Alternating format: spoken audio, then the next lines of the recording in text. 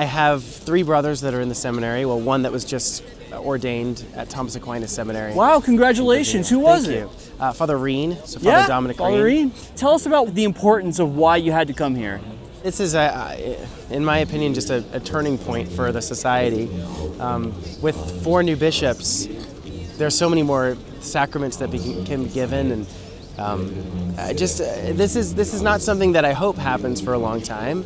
We all hope that it doesn't have to happen for a long time, but I mean, to be here is just surreal. I wish this day was going to be, 10 times as long as it is.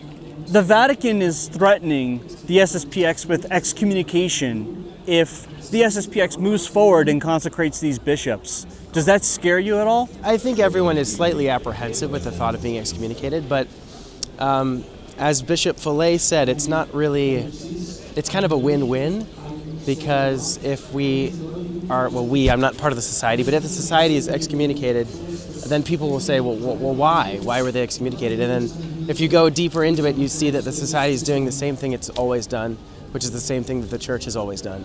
So it doesn't really make sense for that excommunication. And if not, then we're in communion with Rome. So it's great. It's really just a win-win if we are excommunicated or not. We, of course, the society. What was your reaction to Pope Leo yesterday, the day before the SSPX consecrations of these bishops, saying that he's open for dialogue the day before the consecrations? What was your reaction to that? That's interesting. I mean, it seems like a last-ditch effort, but there have been so many times as Father Pagliarani reached out. I mean, it's a bit silly, in my opinion. A lot of Catholics would say Marxists have infiltrated the Vatican, right? Like, there's a lot of left-leaning stuff today in the modernist Vatican today.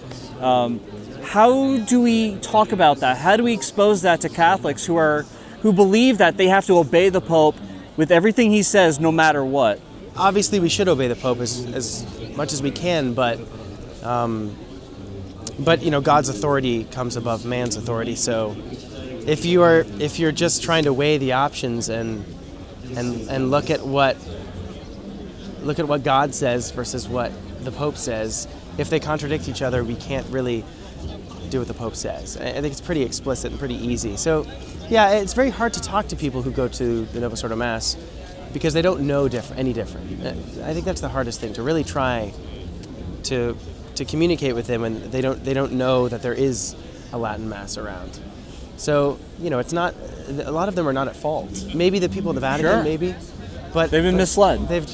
More misled than anything else. And so to pray for them and to know that we are both Catholics still. What are some of the contradictions between the Pope today and what Christ has taught us? I suppose ecumenism being this belief that all religions are the same probably contradicts the Catholic faith most specifically.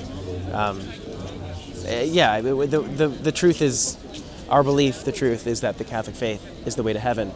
So to say, we're all believing in the same God, we're all praying to the same God, it just contradicts the faith.